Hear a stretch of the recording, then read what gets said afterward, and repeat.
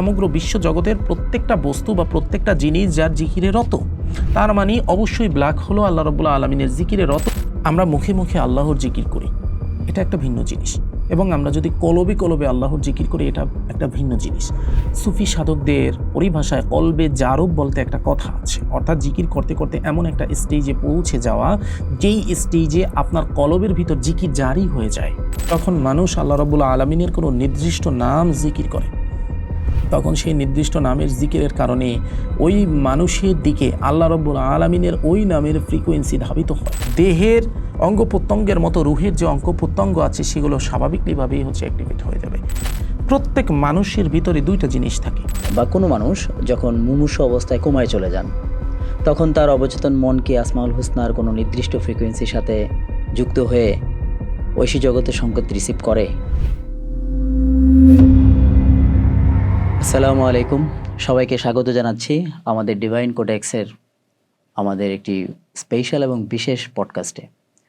আজকে আমাদের আলোচ্য বিষয় কুন ফায়াকুন এবং স্ট্রিং থিওরি। দুই শব্দের কুন ফায়াকুন, কিন্তু এর মধ্যে রয়েছে এক বিশাল জ্ঞানগর্ভ জানার বিষয়বস্তু।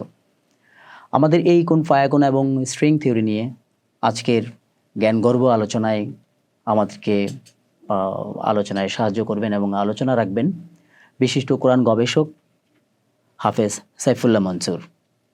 পুরো আলোচনাটি আমি হাফেজ সাইফুল্লাহ মনসুরের সাথে সঞ্চালক হিসেবে থাকব, আমি গাজী সাদিক। আশা রাখি পুরো প্রোগ্রামটি আপনারা সাথে থাকবেন এবং এনজয় করবেন ইনশাল্লাহ। ধন্যবাদ আমাদের সাথে যুক্ত হওয়ার জন্য। জাযাকাল্লাহ। কুন ফায়াকুন এবং স্ট্রিং থিওরি নিয়ে যে বিষয়টি প্রথমত মাথায় আসে, আধুনিক পদার্থবিজ্ঞানের স্ট্রিং থিওরি বলে পুরো মহাবিশ্বের মূল ভিত্তি হলো অতি পারমাণবিক ভাইব্রেশন বা কম্পন। কুন হও শব্দের আদি ধ্বনি এবং আসমাউল হুসনার কম্পনের মধ্যে কি সরাসরি কোয়ান্টাম ফিজিক্সের কোনো সম্পর্ক আছে? অতি সুন্দর একটা কোশ্চেন করেছেন। দেখুন, স্ট্রিং থিওরি অনুযায়ী মহাবিশ্বের মৌলিক কণাগুলো আসলে বিন্দুর মতো নয়, বরং অতি ক্ষুদ্র শক্তির সুতোর মতো কাঁপছে। কথাটা বোঝার ট্রাই করেন। স্ট্রিং থিওরি অনুসারে বলতেছে যে মহাবিশ্বের যে মৌলিক কণাগুলো, এগুলো বিন্দুর মতো না, বরং অতি ক্ষুদ্র সুতার শক্তির সুতার মতো কাঁপছে। আমরা যদি এই যে আপনি কুন এবং ফায়াকুন কথাটা বললেন, এটা হচ্ছে আমাদের বর্তমান আলেম সমাজ বলেন বা আমাদের ইসলামের পার্সপেক্টিভ থেকে যদি আমরা দেখি, তাহলে এখানে হচ্ছে যখন আল্লাহ রাব্বুল আলামিন কোনো জিনিস চায় যে হও, তখন তিনি বলেন কুন হও, ফায়াকুন হয়ে যায়। তো মহাবিশ্ব বাস্তবিক অর্থে কিছুই ছিল না, শুধুমাত্র একটা কেন্দ্রীভূত একটা শক্তি ছিল, যেটা একটা মহাবিস্ফোরণের মাধ্যমে মহাবিশ্ব তৈরি হয়। এটা সম্পর্কে আমরা বিগ ব্যাং থিওরি নামে কিন্তু বর্তমানে জানি। স্ট্রিং থিওরি বলেন, বিগ ব্যাং থিওরি বলেন, যাই কিছু বলেন না কেন, প্রত্যেকটা জিনিসের বাস্তবিক অর্থে আমাদের থট হচ্ছে এটা যে আমরা একটা আদি বিন্দু থেকে একটা মহাবিস্ফোরণ ঘটে এবং সেই বিস্ফোরণ বাস্তবিক অর্থে একে একে একে একে একে একে মহাবিশ্ব তৈরি করে ফেলে। ব্যাপারটা এমন যে আমরা যদি একটা বাচ্চার দিকে তাকাই, তাহলে এই বাচ্চার জন্মের পূর্বে কি থাকে? নাপাক রক্তবিন্দু। এই নাপাক রক্তবিন্দু ডিম্বাণুর সাথে মিলিত হয়ে জাইগোট গঠন করে। সেই জাইগোটের ভিতর মাইটোসিস মায়োসিস বিভাজন হয়। একটা কোষ থেকে দুইটা কোষ, দুইটা কোষ থেকে চারটা কোষ, চারটা কোষ থেকে আটটা কোষ, আটটা কোষ থেকে 16 কোষ। মাইটোসিস বিভাজনের মাধ্যমে এভাবে বাড়ে এবং মায়োসিস বিভাজনের মাধ্যমে বাস্তবিক অর্থে আপনার একটা কোষ থেকে চারটা কোষ এভাবে বা বৃদ্ধি পেয়ে একজন মানুষের দেহ তৈরি হয় বা দেহ কাঠামো তৈরি হয়, যেটা আমরা দেখতে পাচ্ছি। আমরা যদি এই বিগ ব্যাং থিওরির দিকে তাকাই, বিগ ব্যাং থিওরিটাও বাস্তবিক অর্থে এরকমেরই। স্ট্রিং থিওরি যেটাই বলেন না কেন, সব কিছুই বাস্তবিক অর্থে এরকম, যে একটা আদেশ বা একটা আদিবিন্দু, সেখান থেকে একটা মহাবিস্ফোরণ, সেই বিস্ফোরণের মাধ্যমে একে একে একে একে বিভাজন হতে হতে হতে হতে হতে হতে সব কিছু তৈরি হয়ে গেল। তো আমাদের একটা জিনিস মাথায় রাখতে হবে, সেটা হচ্ছে রাসূল করিম সাল্লাল্লাহু আলাইহি ওয়াসাল্লাম সৃষ্টির আদি রহস্য সম্পর্কে যে আলোচনাগুলো করেছেন, সেই আলোচনাগুলো থেকেও এটা প্রতীয়মান হয় যে মহান পাক পরওয়ারদিগার রব্বুল আলামিন সর্বপ্রথম একা ছিলেন। তখন মহান পাক পরওয়ারদিগার রব্বুল আলামিন তার ভিতরে মায়াশক্তি উদ্ভব হলো এবং সে তার মুখমণ্ডল থেকে নূর পৃথক করলেন। এই নূর লক্ষ লক্ষ কোটি কোটি আসমানি বৎসর আল্লাহ রাব্বুল আলামিনের স্তবনা করলেন। তারপর আল্লাহ রাব্বুল আলামিন এই নূরকে আরও দুটি ভাগে বিভক্ত করলেন। একটি ভাগকে তার নিজের কাছে রেখে দিলেন, আর যে একটি ভাগ, সেই ভাগকে তিনি আরও দুটি ভাগে বিভক্ত করলেন। তার একটি ভাগ দিয়ে তিনি পঞ্চভূত তৈরি করলেন, আর একটি ভাগ দিয়ে সকল কিছুর রূহ তৈরি করলেন। এক কথায় এই বিশ্বজগৎ তৈরি করলেন। তাহলে আমরা কি পেলাম? আমরা পেলাম সর্বপ্রথম হচ্ছে আল্লাহ রাব্বুল আলামিন একা, তারপর তিনি একটা নূর পৃথক করছেন, সেই নূর থেকে আস্তে আস্তে ওই মাইটোসিস মায়োসিস বিভাজনের মতো করে একে একে একে একে এই বিশ্বজগৎ তৈরি হয়েছে। আমরা যদি আধুনিক পদার্থবিজ্ঞানের দিকে তাকাই, স্ট্রিং থিওরি বলেন কিংবা হচ্ছে আপনার বিগ ব্যাং থিওরি বলেন, সব থিওরির ভিতর কিন্তু এই একই জিনিস। এক কথায় আল্লাহ রাব্বুল আলামিনের প্রধান একটা মেইন আদেশ কোন হও, সেই আদেশ হওয়ার পর সেই আদেশটা আস্তে আস্তে আস্তে আস্তে বিভাজনের মাধ্যমে একে একে একে একে সেটা হচ্ছে সম্প্রসারিত হতে হতে হতে হতে মহাবিশ্ব তৈরি করে ফেলেছে। এবং এই মহাবিশ্বের সব ক্ষুদ্র ক্ষুদ্র কণা পরমাণু সব কিছুর ভিতরেই আল্লাহ রাব্বুল আলামিনের ওই কুন বা হও সে আদেশটা স্টিল নাও হচ্ছে আপনার অ্যাক্টিভেট রয়েছে, এবং সেটা অ্যাক্টিভেট হচ্ছে, এবং সেভাবেই সব কিছু হচ্ছে।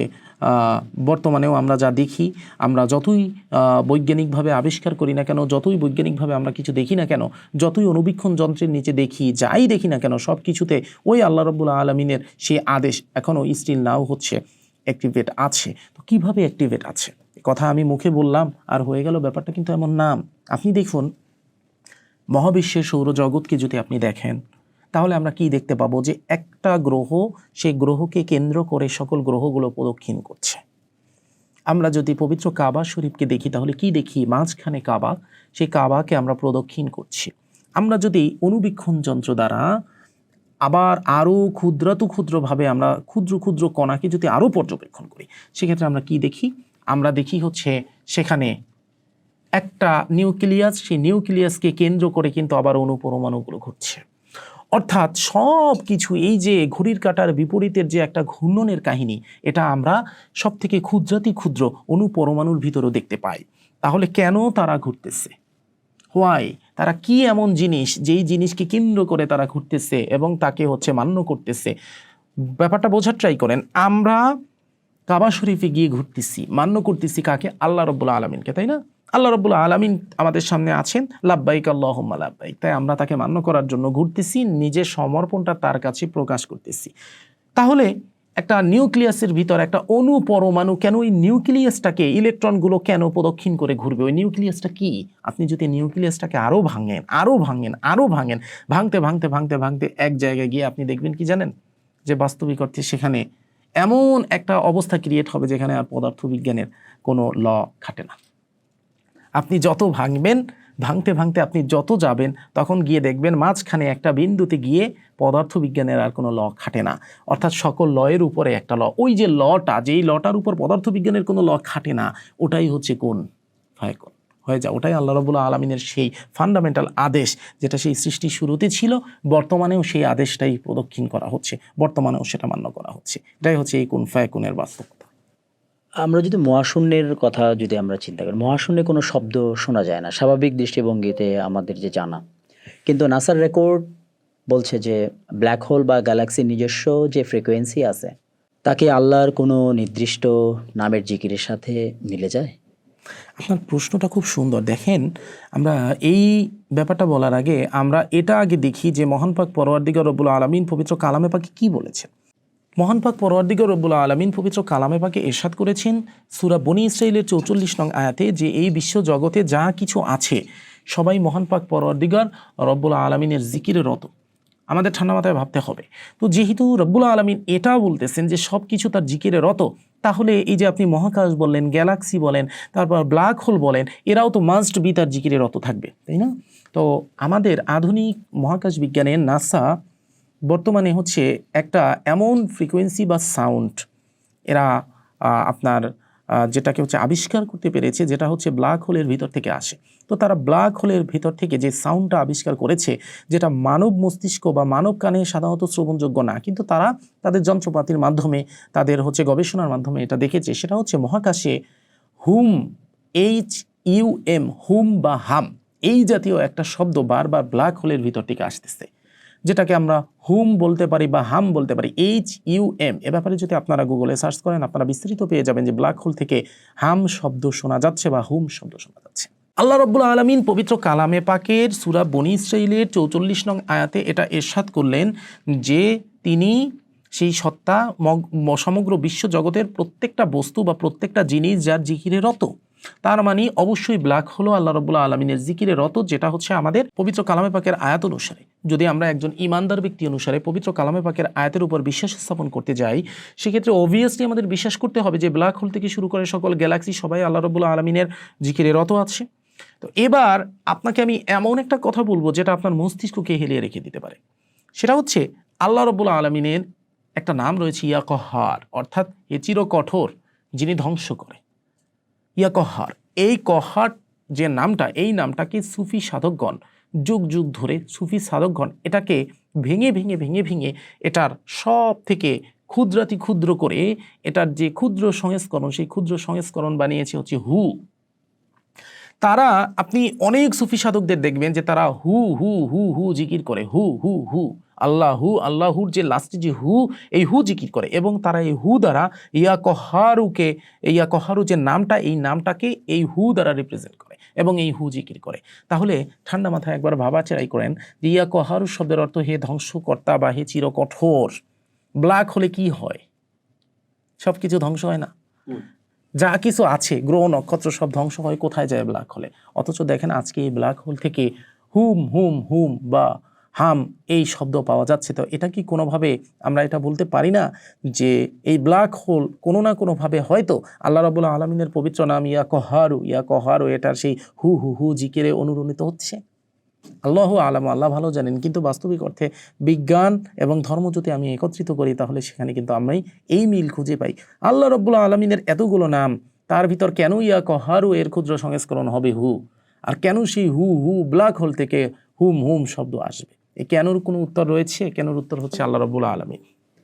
আমরা যদি একটু পেছনের দিকে যাই, বিশেষ করে সুফি সাধকরা জিকিরের এক পর্যায়ে ফানাফিল্লা বা গভীর ট্রান্স স্টেটে চলে যান, এটা হয়। বিজ্ঞান থেকে ব্রেনের থেটা ওয়েব বলে আসমাউল হুসনা কি মানুষের মস্তিষ্কে সেই স্পিরিচুয়াল ডাইমেনশনে নিয়ে যাওয়ার কোনো গোপন সুইচ? আপনার কি ধারণা? জি, আপনি অতি সুন্দর একটা কথা বলেছেন। ব্যাপারটা হচ্ছে মানুষের মস্তিষ্ক সাধারণত বিটা ওয়েভে কাজ করে। আমরা যদি মেডিকেল সায়েন্স বা আরও হায়ার লেভেলে আমরা যাই তাহলে আমরা জানি যে আমাদের মস্তিষ্ক সাধারণত বিটা ওয়েভে কাজ করে, ঠিক আছে? যা আমাদের সচেতন বা ব্যস্ত অবস্থার স্তর, অর্থাৎ আমরা যে দৈনন্দিন জীবনে যাই কাজ করি না কেন এটা আমাদের বিটা ওয়েভে কাজ করে। কিন্তু মজার বিষয় হচ্ছে যখন কোনো সুফি সাধক বা যখন কোনো আমিল আল্লাহ রাব্বুল আলামিনের পবিত্র আসমাউল হুসনার জিকির করতে থাকে ছন্দে ছন্দে ছন্দে ছন্দে, তো জিকির করার একটা পর্যায়ে তার এই মস্তিষ্ক আর বিটা ওয়েভে থাকে না। মস্তিষ্কের এই beta wave alpha, beta, delta আর হচ্ছে আপনার থিটা, এভাবে আমরা ভাগ করি। তো মস্তিষ্কের এই বিটা ওয়েভ আস্তে আস্তে আস্তে আস্তে পরিবর্তিত হয়ে থিটা এবং ডেল্টা ওয়েভে চলে যায়। এবং আশ্চর্যের বিষয় হচ্ছে এই মস্তিষ্কের এই বিটা ওয়েভ যে থিটা এবং ডেল্টা ওয়েভে গেল, এই ডেল্টা ওয়েভ এবং থিটা ওয়েভে যাওয়ার মাধ্যমে মানুষের মস্তিষ্ক বাস্তবিক অর্থে 3D ডাইমেনশন থেকে হায়ার ডাইমেনশনে অ্যাক্সেস পেয়ে গেল। এ কারণেই আপনি হয়তো শুনবেন ছোটবেলা থেকে যে অনেক সুফি সাধক জিকিরে বসে, মোরাকাবায় বসে এক স্থান থেকে আর এক স্থানের খবর বলে দিতে পারে। আপনি গেলেন, অনেকে মনে করে, অনেকে বলে যে এটা জিন এসে তার কানে বলে দিয়েছে। পৃথিবীর সবই যে জিনের দ্বারা হবে ব্যাপারটা কিন্তু এমন না। জিন আল্লাহর একটা স্রষ্টার একটা সৃষ্টি। আল্লাহ আমাদের স্রষ্টা, জিন হচ্ছে একটা সৃষ্টি। তো জিনই এসে কানে কানে বলতে পারবে এমন তো না। জিন এসে কানে কানে অবশ্যই বলতে পারবে, কিন্তু আমরা মানুষরা এটা কেন বুঝতে পারতেছি না যে জিন যেভাবে বলে তার থেকেও আরও বেশি দ্রুতগামীভাবে আল্লাহ রাব্বুল আলামিন চাইলে ওই ব্যক্তিকে জানিয়ে দিতে পারেন। অবশ্যই জানিয়ে দিতে পারেন, কারণ ইলহামের দরজা তো বন্ধ হয় নাই। ওহীর দরজা বন্ধ হয়ে গিয়েছে, ইলহামের দরজা বন্ধ হয় নাই। তো যখন সুফি সাধকগণ এই স্টেজে চলে যায়, এটা সাধারণত ফানাফিল্লা এবং বাকাবিল্লার স্টেজ, যেটার কথা আপনি বললেন। জিকিরে রত থাকতে থাকতে যখন ফানাফিল্লা এবং বাকাবিল্লার স্টেজে সুফি সাধকগণ চলে যায়, তখন আল্লাহ রাব্বুল আলামিন এর দয়ায় তারা হায়ার ডাইমেনশনে অ্যাক্সেস পেয়ে যায়, তাদের মস্তিষ্ক হায়ার ডাইমেনশনে চলে যায়। এবং এটা কিভাবে হয়? এটা হচ্ছে আমাদের মস্তিষ্কে পাইনিয়াল গ্ল্যান্ড বা পিনিয়াল গ্ল্যান্ড নামে একটা গ্ল্যান্ড রয়েছে। এই পিনিয়াল গ্ল্যান্ড বা পাইনিয়াল গ্ল্যান্ড থেকে মেলাটোনিন নামক একটা হরমোন ক্ষরণ হয়। এই হরমোন স্লিপ প্যাটার্ন নিয়ন্ত্রণ করে। এখান থেকেই আবার ডাইমিথাইল ট্রিপটামিন বা ডিএমটি নামক একটা হরমোন ক্ষরণ হয়, যেটা মানুষকে মৃত্যুর কারণ হয়ে দাঁড়ায়। মৃত্যুর সময় এটা ক্ষরণ হয়। কিন্তু এছাড়া যখন এই যে মেলাটোনিন ক্ষরণ হয়, তখন এই মেলাটোনিন আস্তে আস্তে মানুষের সাবকনসিয়াস মাইন্ডকে 90% অ্যাক্টিভেট করে দেয় এবং মানুষের কনসিয়াস মাইন্ডকে 1% অ্যাক্টিভেট করে দেয়। যখন সাবকনসিয়াস মাইন্ড 90% অ্যাক্টিভেট হয়, তখন ওই মানুষ 3D ডাইমেনশনের উপরে 4D, তারপর পঞ্চম, ষষ্ঠ, সপ্তম, অষ্টম ডাইমেনশনে অ্যাক্সেস পেয়ে যায়। যার কারণে ওই মানুষ এমন এমন কিছু জ্ঞান রিসিভ করতে পারে যে জ্ঞানগুলো সাধারণ মানুষ রিসিভ করতে পারে না। এ কারণে ওই মানুষের ক্রিয়াকাণ্ড অনেক মানুষের কাছে পাগলের ক্রিয়াকাণ্ড মতো মনে হয়। বুঝতে পারছেন? ব্যাপারটা হচ্ছে এটা। তাহলে অবশ্যই আসমাউল হুসনা একজন মানুষের ব্রেনকে বিটা ওয়েভ থেকে ডেল্টা এবং থিটা ওয়েভে নিয়ে যাওয়ার জন্য যথেষ্ট।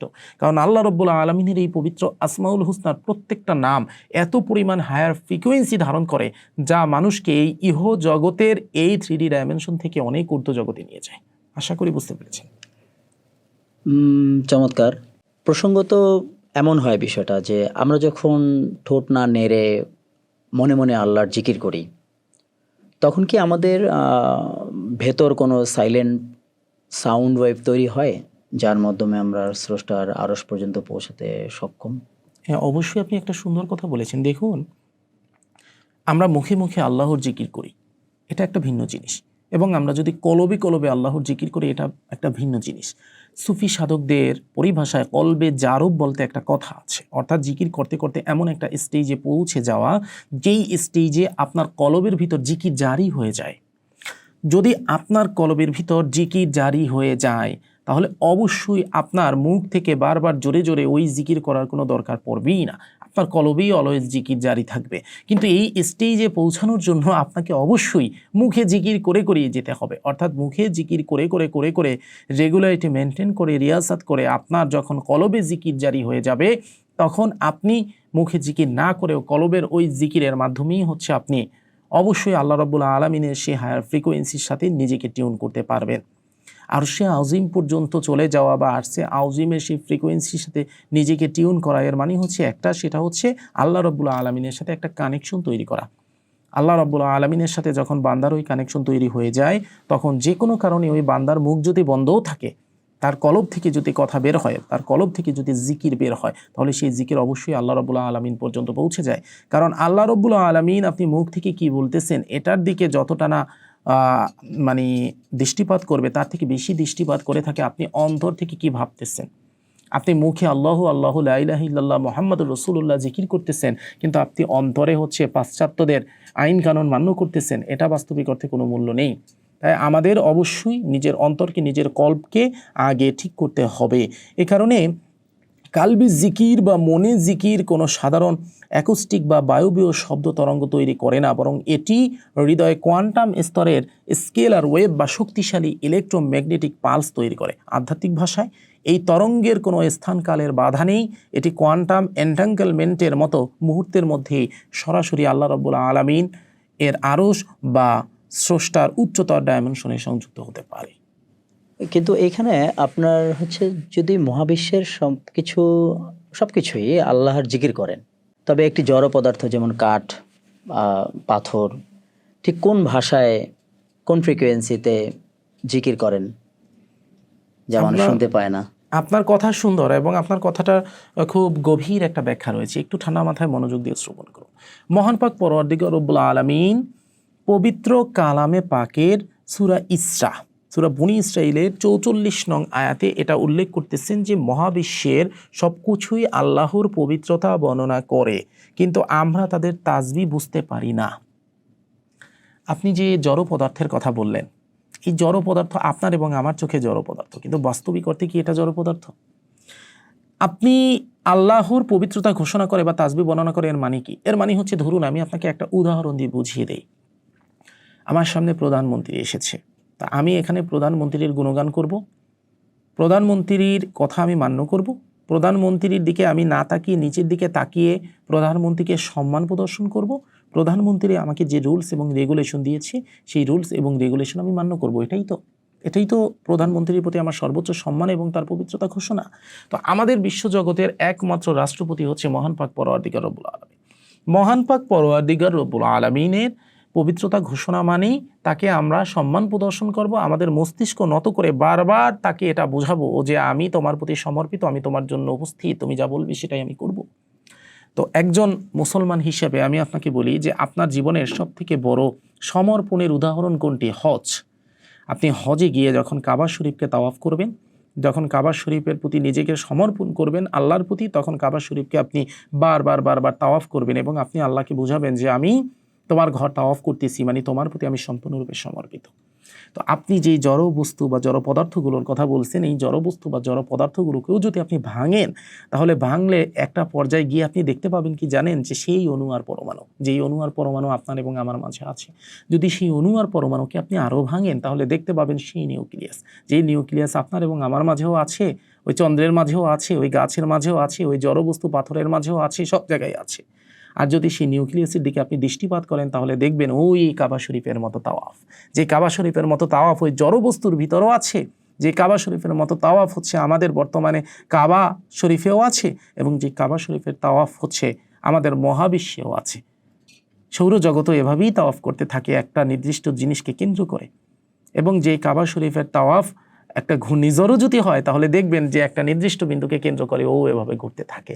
প্রত্যেকটা জিনিসই এভাবে আল্লাহ রাব্বুল আলামিনের প্রতি সমর্পিত, কিন্তু তাদের সমর্পিত এবং তাদের হচ্ছে আপনার জিকির বা পবিত্রতা ঘোষণা করার বিষয়টা আমাদের কাছে স্পষ্ট না, কারণ আমরা আমাদের কান থেকে সব কিছু অনুধাবন করতে পারি না।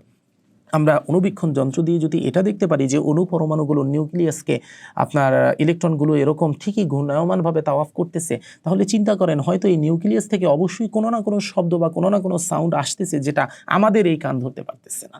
এটাই হচ্ছে বাস্তব কথা। যেহেতু পবিত্র কালামে পাকে সূরা বনী ইসরাঈলের 44 নং আয়াতে আল্লাহ পাক এটা ইরশাদ করেছেন, সেই তো 100% শিওর যে এটাই সত্য, এটাই সত্য, এটাই সত্য, এটাই ধ্রুব সত্য, এর ভিতর কোনো ভুল নেই। এবার আমরা একটু জানার চেষ্টা করি, যেমন একটা শব্দ হচ্ছে ইয়া বাতেন, মহাগোপন। নামটি কি প্যারালাল ইউনিভার্স বা সমান্তরাল মহাবিশ্বের দরজা খোলার কোনো স্পিরিচুয়াল পাসওয়ার্ড হতে পারে? আপনার মতামত জানান। আচ্ছা, আপনি খুব সুন্দর একটা প্রশ্ন করেছেন যে ইয়া বাতেন, এই পবিত্র নামটি কি বাস্তবিক অর্থে প্যারালাল ইউনিভার্স বা হচ্ছে আমাদের দৃষ্টি সীমার বাহিরে যা কিছু রয়েছে সেটার দরজা খোলার কোনো পাসওয়ার্ড হতে পারে কিনা? দেখুন, আল্লাহ রাব্বুল আলামিনের পবিত্র কালামে পাকে যত কয়টা নাম উল্লেখ রয়েছে, রাসূল করিম সাল্লাল্লাহু আলাইহি সাল্লাম হাদিসে যত কয়টা নাম উল্লেখ করেছেন, রাব্বুল আলামিনের প্রত্যেকটা নামের এক একটা আলাদা গুণ রয়েছে। ইয়া যাহিরু মানে চিরপ্রকাশ্য, ইয়া বাতিনু মানে চির অপ্রকাশ্য। সুতরাং আমি আপনাকে আগেই বলেছিলাম যে যখন মানুষ আল্লাহ রাব্বুল আলামিনের কোনো নির্দিষ্ট নাম জিকির করে, তখন সেই নির্দিষ্ট নামের জিকিরের কারণে ওই মানুষের দিকে আল্লাহ রাব্বুল আলামিনের ওই নামের ফ্রিকোয়েন্সি ধাবিত হয়। ওই মানুষ তার নিজের মস্তিষ্ক থেকে সেই ফ্রিকোয়েন্সি মহাবিশ্বে পাঠাচ্ছে, মহাবিশ্ব সেই অনুরূপ ফ্রিকোয়েন্সি তার দিকে পাঠাচ্ছে ল অফ অ্যাট্রাকশন অনুসারে। ইয়া বাতিন শব্দের অর্থ হচ্ছে হে চির অপ্রকাশ্য। এর মানে কি, অপ্রকাশিত হওয়া জিনিসের যে ফ্রিকোয়েন্সি, সেই ফ্রিকোয়েন্সি কিন্তু ইয়া বাতিন নামের মাধ্যমে সে তেলাওয়াত করতেছে। যখন এই জিকির সে করবে, তখন তার মস্তিষ্ক থেকে মহাবিশ্বে অপ্রকাশিত জিনিসগুলোর ফ্রিকোয়েন্সি যাবে এবং মহাবিশ্ব সেই ফ্রিকোয়েন্সির পাল্টা ফ্রিকোয়েন্সি তার দিকে ধাবিত করবে, যার কারণে অপ্রকাশিত জিনিসগুলো বাস্তবিক অর্থে তার সামনে প্রকাশ হওয়া শুরু করবে। এর মানে হচ্ছে 3D ডাইমেনশনের উপরে 4D, তারপর হচ্ছে পঞ্চম, ষষ্ঠ, সপ্তম, অষ্টম ডাইমেনশনের বিষয়গুলো সে আস্তে আস্তে অবলোকন করতে পারবে। শুধুমাত্র ইয়া বাতিনু না, এভাবে আল্লাহ রাব্বুল আলামিনের প্রত্যেকটা নাম, প্রত্যেকটা জিনিস, আল্লাহ রাব্বুল আলামিনের প্রত্যেকটা গুণবাচক নামই বাস্তবিক অর্থে এক একটা পাসওয়ার্ড হিসাবে ওই নির্দিষ্ট বস্তুর জন্য কাজ করে থাকে। সেক্ষেত্রে আপনার মানবদেহের চক্র বা লতিফাগুলোর সাথে আল্লাহর 99টা নামের কি কোনো সুনির্দিষ্ট মহাজাগতিক বা জ্যামিতিক কোনো কানেকশন আছে? আপনি মানব দেহের চক্রের কথা জিজ্ঞেস করলেন বা লতিফার কথা জিজ্ঞেস করলেন, তাহলে লতিফা কি এটা তো আগে আপনাকে এবং আমাকে বুঝতে হবে। যে দেখুন, লতিফা হচ্ছে বাস্তবিক অর্থে আমাদের যে দেহটা, এই দেহর যেভাবে বিভিন্ন অঙ্গ প্রত্যঙ্গ রয়েছে না, সেভাবে আমাদের যে রুহের যে অঙ্গ প্রত্যঙ্গ কল্পনা করা হয়, সেটা হচ্ছে লতিফা।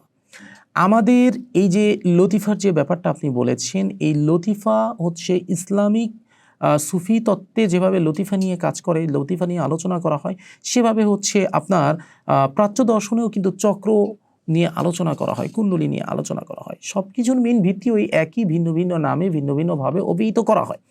তো ইসলামিক সুফি তত্ত্বে লতিফা বলতে কলব, রুহ, সির, খফি, আকফা এগুলোকে বোঝানো হয়। কলব, তারপর হচ্ছে রুহ, সির, খফি এবং আকফা।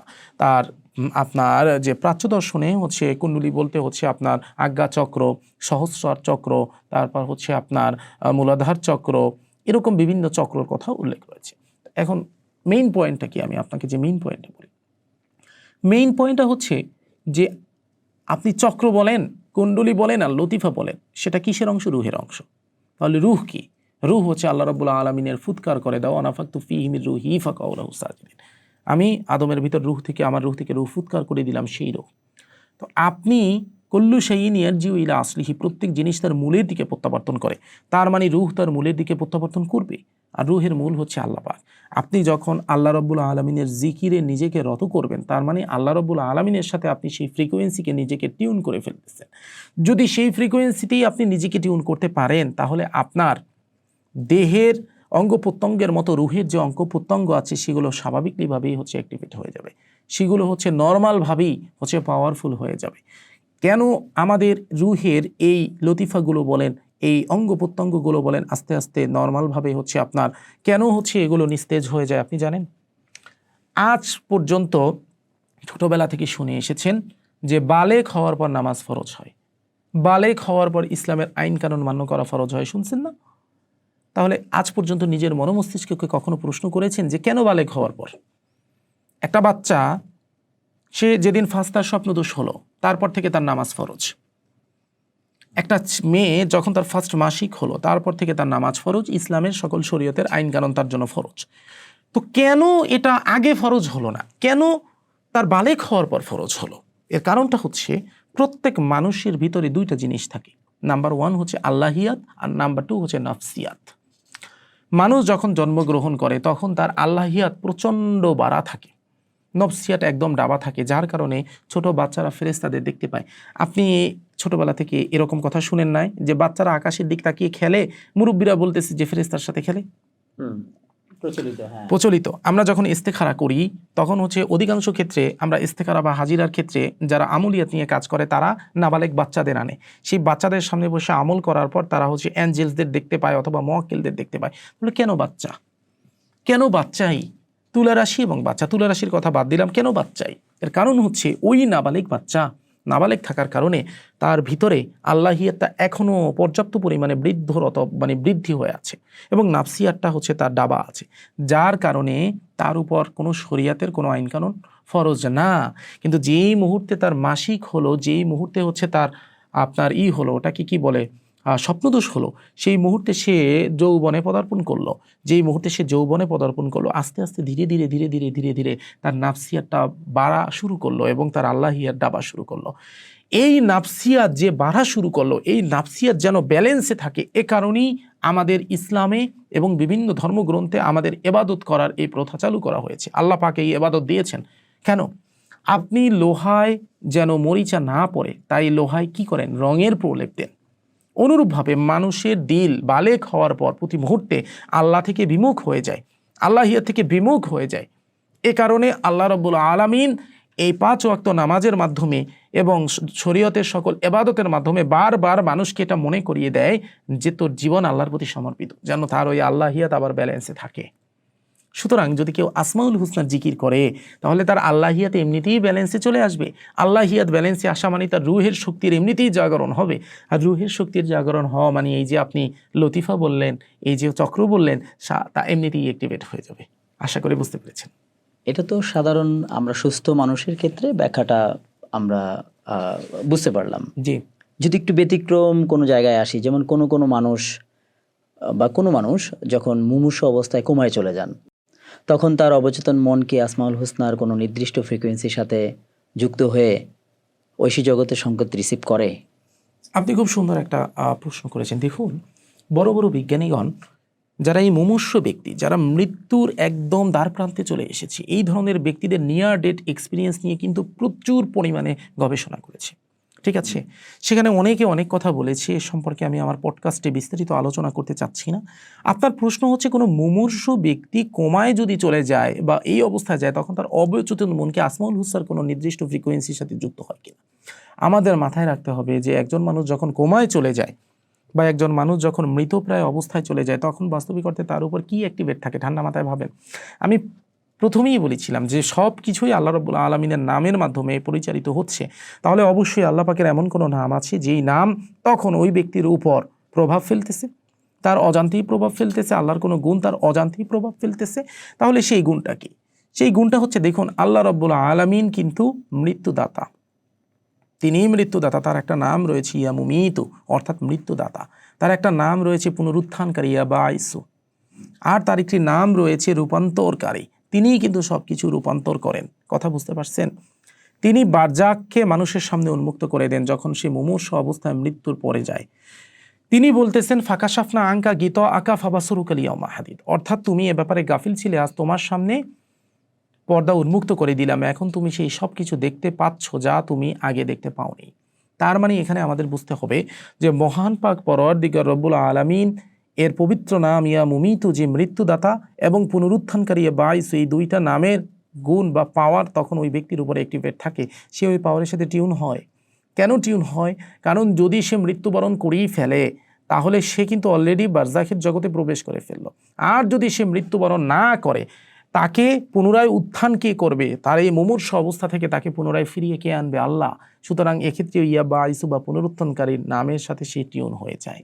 সুতরাং আপনার প্রশ্নের উত্তর হচ্ছে মাস্ট বি ইয়া মুমিতু এবং ইয়া বাঈসু পবিত্র নামের ফ্রিকোয়েন্সির সাথে যুক্ত হয়ে ঐশী জগতের সংকেত তখন ওই মানুষ রিসিভ করে।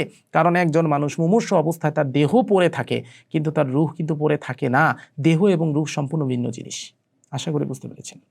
আচ্ছা, বলা হয় প্রতিটি যুগের বা শতাব্দীর একটি নির্দিষ্ট ইসমে আজম থাকে যা সেই সময়ের সংকট মোচনে কাজ করে। জি, আমাদের এই আর্টিফিশিয়াল ইন্টেলিজেন্সে ও চরম অস্থিরতার যুগে ইসমে আজম কোনটি হতে পারে আপনার ধারণা? এটা আপনি দেখুন, এটার এই প্রশ্নের উত্তর যদি আমি দিতে যাই সেক্ষেত্রে আমার দেখতে হবে যে বর্তমান সমাজ কি শেষ সমাজ। আমরা কিন্তু এই আর্টিফিশিয়াল ইন্টেলিজেন্সের যুগে সব থেকে বড় ফিতনা আমাদের জন্য কোনটা? সেটা হচ্ছে আমাদের সত্য এবং মিথ্যার পার্থক্য করা। কোনটা সঠিক কোনটা বেঠিক আমরা এই পার্থক্য করতে পারি না। এটাই হচ্ছে আমাদের এই যুগের সব থেকে বড় ফিতনা।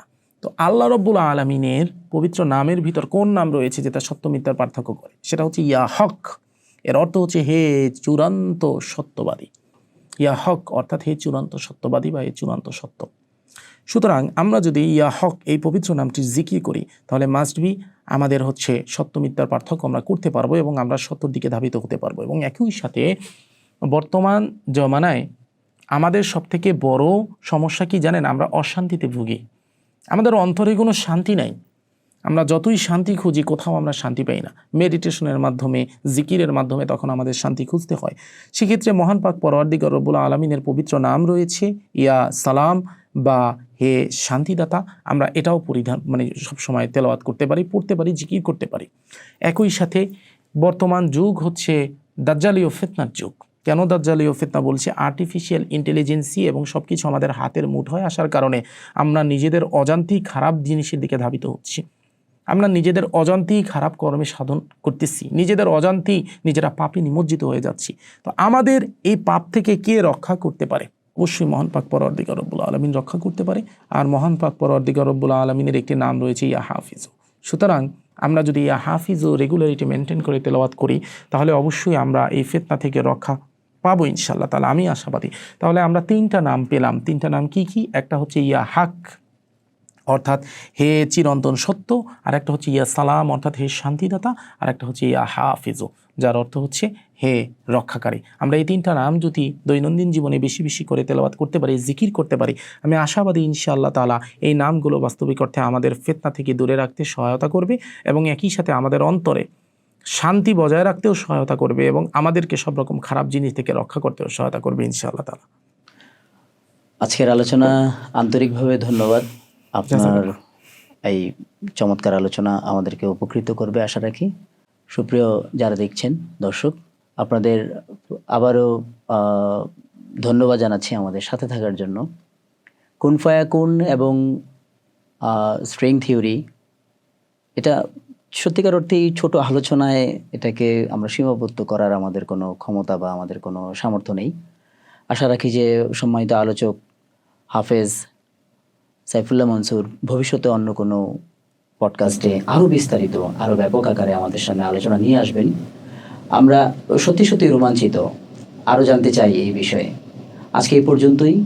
আপনাদের সবাইকে আবারও ধন্যবাদ জানিয়ে শেষ করছি আজকের আমাদের এই পডকাস্ট। আমাদের সাথেই থাকবেন। আল্লাহ হাফেজ।